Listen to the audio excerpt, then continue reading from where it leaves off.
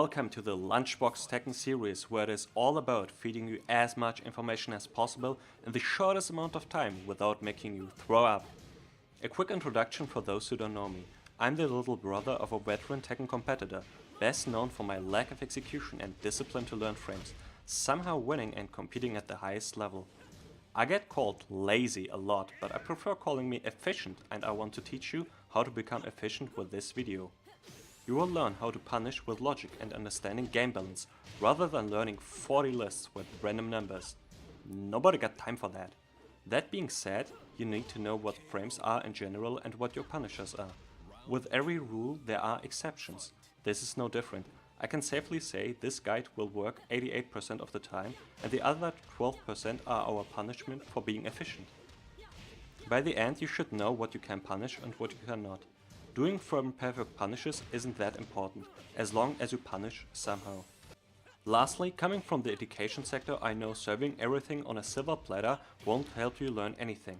I will show you examples, explain, but it's on you to take notes. And with all that being said, let's get started.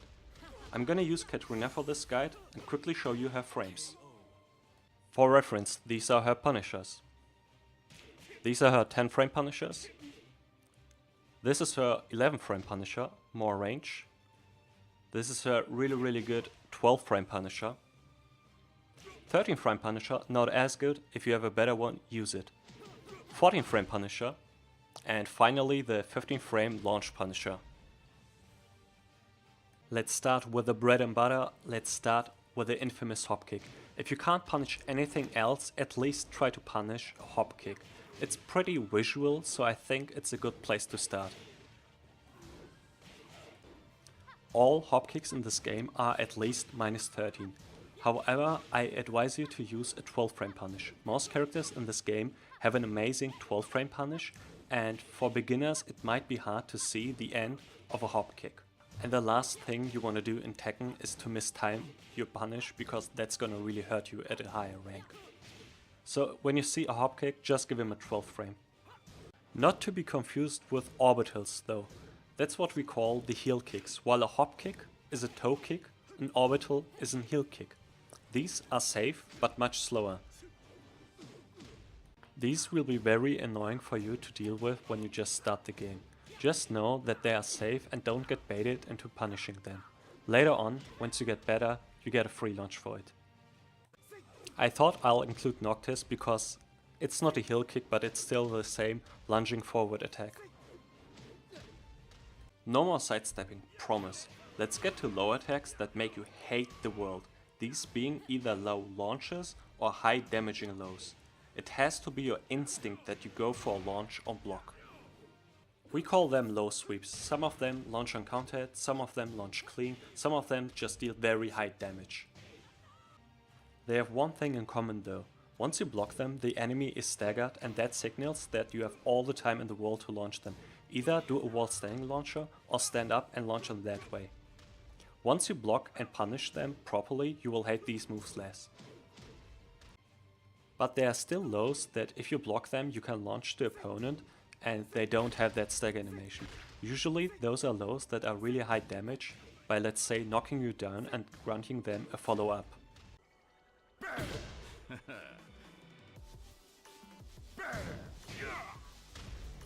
If I feel like the low was too fast for how much damage it dealt, it's usually launchable. This is a slow low move that doesn't deal too much damage. I can react to it, and if I block it I should be able to get too much damage out of it. In this case it's only -12. These moves have enough counterplay. Either you can interrupt them by just jabbing them because they are that slow, you can low parry them, or you can even hop kick them. They leave themselves open for so long, so it makes only sense that if we block them we can't get a launch for it. In Panna's case, for example, I can't even get a fast punish in.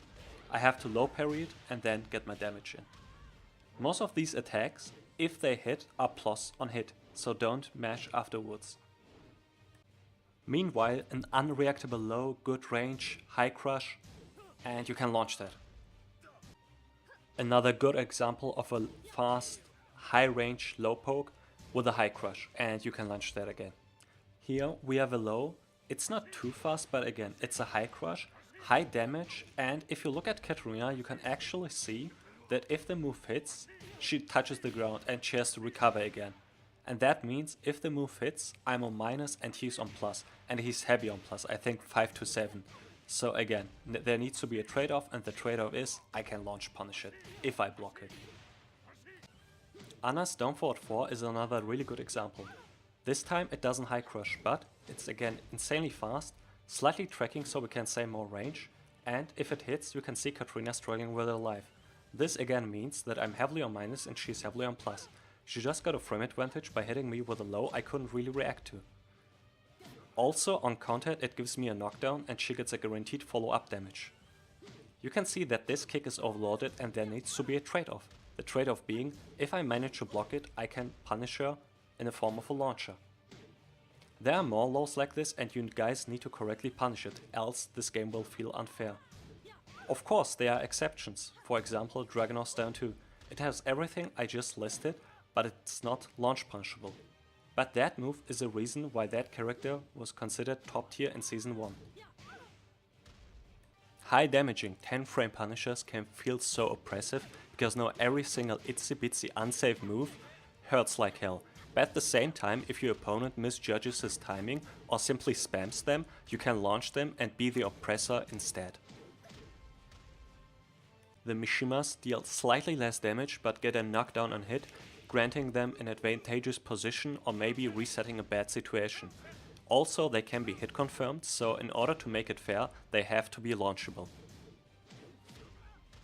Or Gigas with this insane 31 damage knockdown 10 frame punish. So of course this has to be launchable on block, and it is.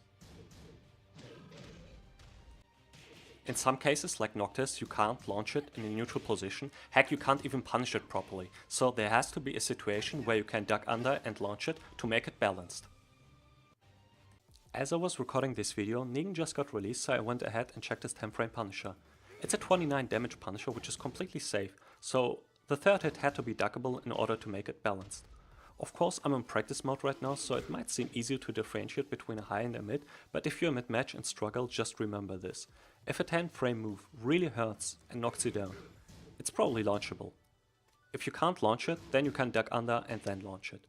If you're a completely new player and struggle with how 10 frame moves look like, they usually start with a straight left jab.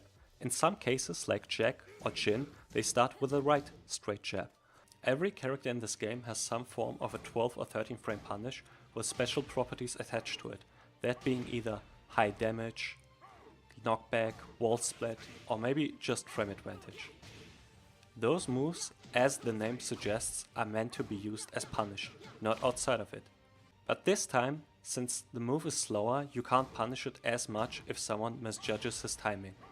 A good estimate is if someone messes up his 12 or 13 frame punish, you can give him a 12 framer. If for some reason your 12 framer doesn't work, for example Kazuya's 2-2, go back to 10 frames. If the 10 frames still don't work, there has to be a situation where you can duck under and launch him. The same rule applies to while standing punishers. By now you already know if you can't punish it, there has to be a situation where you can duck under and then launch it.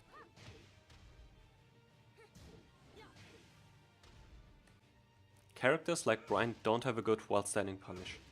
They only get chip damage for their effort. Therefore, it's fair that if you manage to block one of those, you get low damage in return.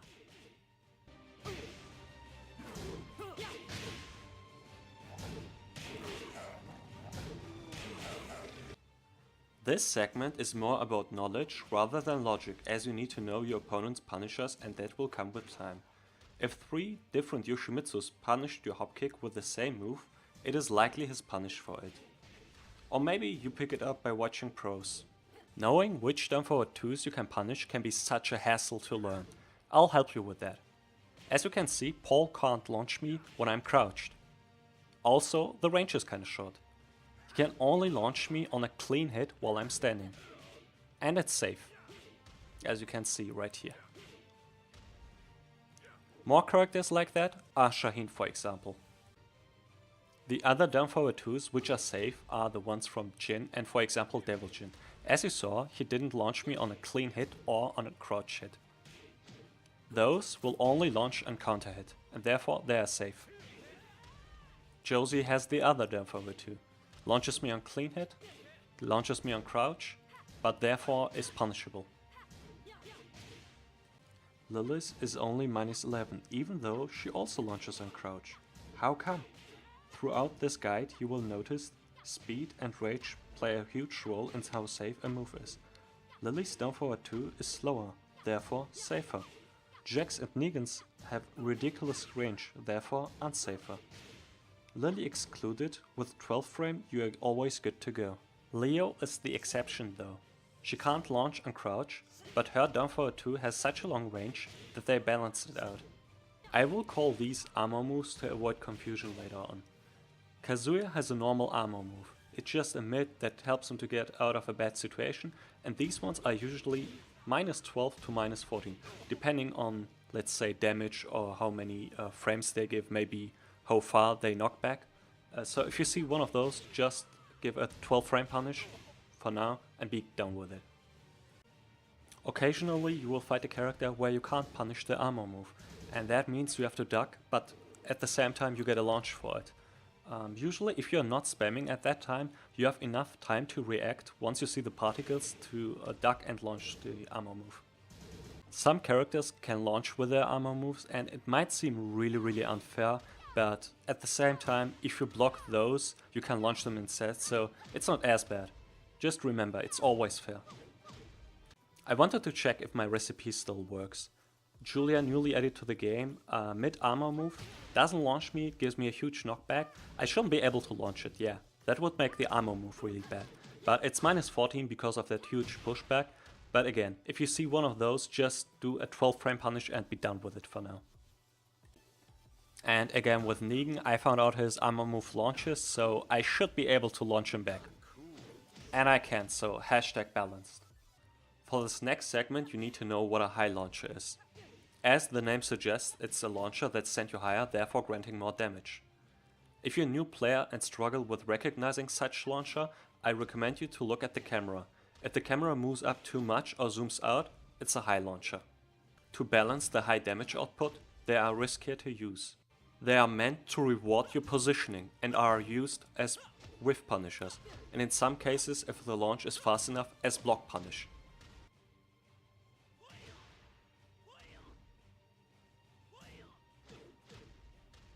As always, the same rule applies to while staying punishers. If they are fast and send you sky high, they are launch punishable.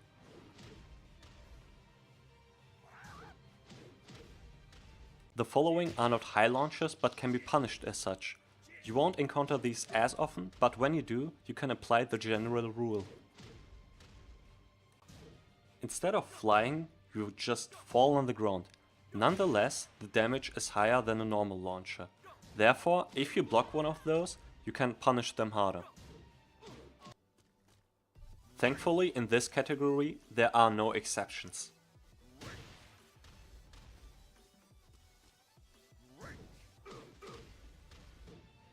This category I wanna call evasion launchers, as they are both high and mid launchers, but all of them have in common that they have crazy evasion. These moves are meant to be used as hard reads, as in if you expect a certain move from your opponent, you can evade and launch them, but at the same time if you misread your opponent, you get launched instead. These will feel oppressive at first, but once you understand that you get a free launch for their launch attempt, you will probably change your mind about them. If you feel like the evasion on that launcher was bullcrap, next time you block it, try to launch it. These moves can be especially frustrating for newer players, as in lower ranks people tend to spam these moves more since they don't get punished for it. They become low risk, high reward.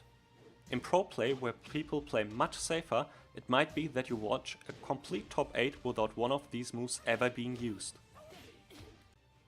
Quick reminder, if you can't punish a high launch or an evasion launch, you have to look for a situation again where you can duck under.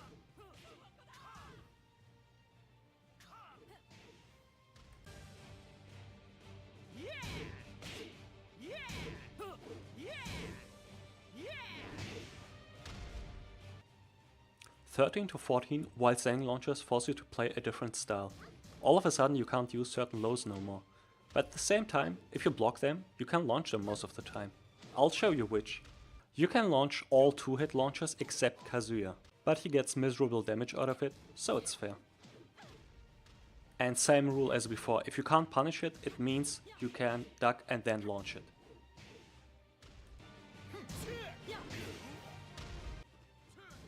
Against Eddie you only get a floating juggle, but his launcher is so unreliable that we should give him the free pass.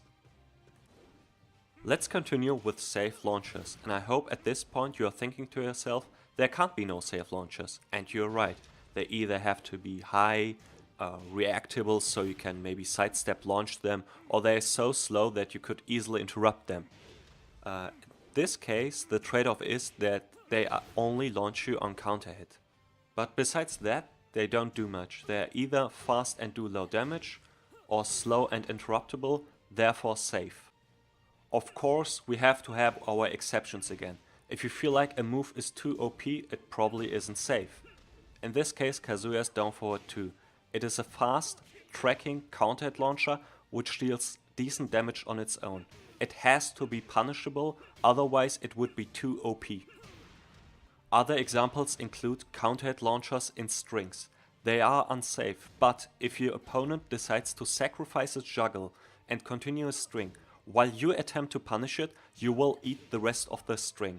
Punishing these is about reading and predicting your opponent. Pros have a much safer approach to the game involving little to no risk. They tend to favor these counter-hit launchers over normal launchers when fishing for a juggle opportunity, while in low ranks players tend to use these after plus frame moves or strings. If you manage to find yourself getting hit all the time by counter-hit launchers, try to memorize the move they used beforehand and outplay that move instead. Let's continue with the moves that are left unpunished the most. Moves that give pushback on block. Your normal punishers won't work here, so you have to be more creative when it comes to punishing these. For instance, Kazuya's FF2. Nobody talks about this move when it comes to block punishing, maybe when it comes to whiff punishing, but as you can see it is his long range block punish move. If you don't learn this move, if you don't use this move, you will lose on 30 damage every time you block one of these moves. Some characters you have to get creative with and practice the inputs, but it is very well worth it in the end. Depending on your character, the damage you lose out on not punishing these will differ. Paul's Death Fist is a move way too many people complain about and call it OP, so I wanna take a look at it. Keep in mind, on average you will block a move way more than you will eat it. Assuming no counter hit, Paul's Death Fist deals 36 damage. Katrina's Punish deals 25. Compared to the aforementioned punishers, it's even on the lower end of the spectrum. With all that being said, let's dissect. For every single Death Fist attempt, for every single 36 damage attempt, I get 25 damage in return, guaranteed, just because I learned my punish. Doesn't seem too OP anymore, does it? You could make the argument at the wall the damage is a pain in the butt, but keep in mind, at the wall you have less pushback, so it is easier to launch punish. Let me address the elephant in the room, that being charge attacks. As you can see, this attack from Lockdis I can punish. Meanwhile, the charge up version, totally safe, and it makes sense if we talk about game balance. That move comes out so slow I can easily interrupt and launch him while he goes for it. If I fail to do so, there has to be a trade-off for him going for such a slow move. That's usually plus frames on block. You can see that by how long your character needs to recover. Other examples include Fang's armor move or Gigas. Against 2D I don't have too much, but maybe this helps some of you guys. I always block the first part and then get hit by the fireball as I'm trying to while standing 4. It doesn't work. What you have to do is you have to hold down back and your character will block both parts and be standing up. Then you can go for a standing 12 frame punish. But it's highly advised against 2D characters that you low parry because they can cancel their stuff and make a save. They need a meter for that, but especially in lower ranks people sidestep less, so 2D characters can generate more energy. For this last category I want to include you guys and make you think along. Apply everything I have just taught you. Spoiler alert, it's going to be a launcher, so look at these things. How fast is the launcher? How high does Katrina fly? Does that move have evasion? And depending on that, decide how hard that move should be punishable and if maybe it's safe. Okay, it's going to be normal while standing launches. In this case, Dragunov's while standing tier. It's not minus 13, it's minus 12, and if you guessed that, you're on a good track. I have to admit that this is the toughest category by far, because there's so many inconsistencies. Generally speaking, depending on damage and range, while standing launchers are minus 12 to minus 14, speaking of 15 frame while standing launchers. But there can be 16 frame launchers, which can be safer. They don't have to be, they can be safer. I mean, I get it that an 18 frame launcher is safer. I can see the difference between 15 and 18 frame. For me, 15 is fast, 18 is slow. But I can't see the difference between 15 and 16. That is something you have to learn. So, as a last general rule, I can tell you, if you see a while standing launcher, try a 12 frame punish. If that doesn't work, go with either 10 or 11. I know this guide is all about repeating myself, but again, a punish is always better than no punish. As long as you do something, it is better than nothing. The worst thing you can do is just stand there and let your opponent play the game. A disclaimer for everyone who plays a big character, don't get baited by the camera. The camera has to zoom out because you're so big. So don't get baited thinking that that's a high launcher. And that's it, you made it. If this video helped you, leave a like and consider subscribing for more beginner-friendly content. I have my own Twitch now instead of streaming on my brother's account, so if you have any questions, you can catch me live at twitch.tv/Delcharmore. Link in the description below. I'm not good at goodbyes, so